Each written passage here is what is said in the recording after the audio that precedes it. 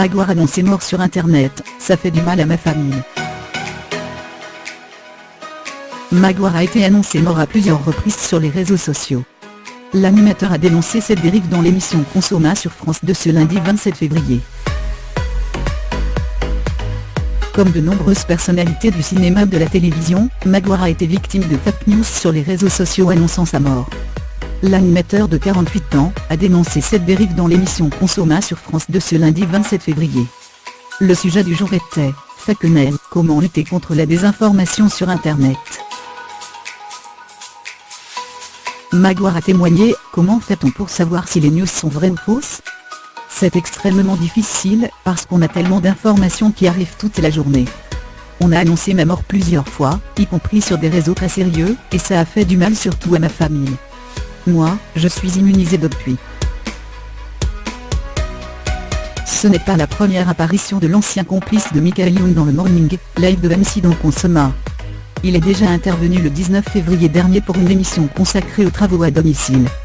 L'animateur a expliqué comment il demandait à son bailleur d'intervenir pour des travaux à sa charge, et a donné une subtile astuce pour le convaincre d'intervenir.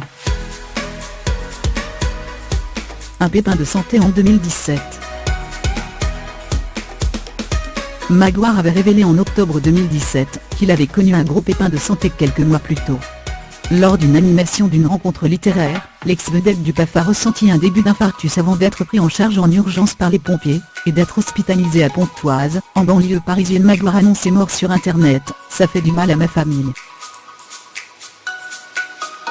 Magloire a été annoncé mort à plusieurs reprises sur les réseaux sociaux. L'animateur a dénoncé cette dérive dans l'émission Consommation sur France 2 ce lundi 27 février. Comme de nombreuses personnalités du cinéma et de la télévision, Magloire a été victime de fake news sur les réseaux sociaux annonçant sa mort.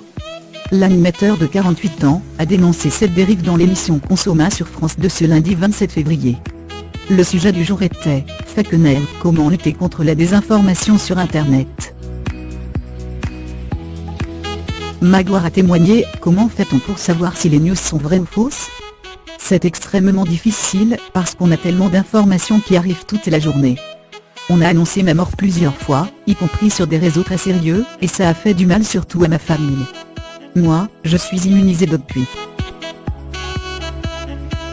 Ce n'est pas la première apparition de l'ancien complice de Michael Youn dans le Morning Live de MC dans Consommation. Il est déjà intervenu le 19 février dernier pour une émission consacrée aux travaux à domicile. L'animateur a expliqué comment il demandait à son bailleur d'intervenir pour des travaux à sa charge, et a donné une subtile astuce pour le convaincre d'intervenir. Un pépin de santé en 2017. Magloire avait révélé en octobre 2017 qu'il avait connu un gros pépin de santé quelques mois plus tôt. Lors d'une animation d'une rencontre littéraire, l'ex-vedette du PAF a ressenti un début d'infarctus avant d'être pris en charge en urgence par les pompiers, et d'être hospitalisé à Pontoise, en banlieue parisienne.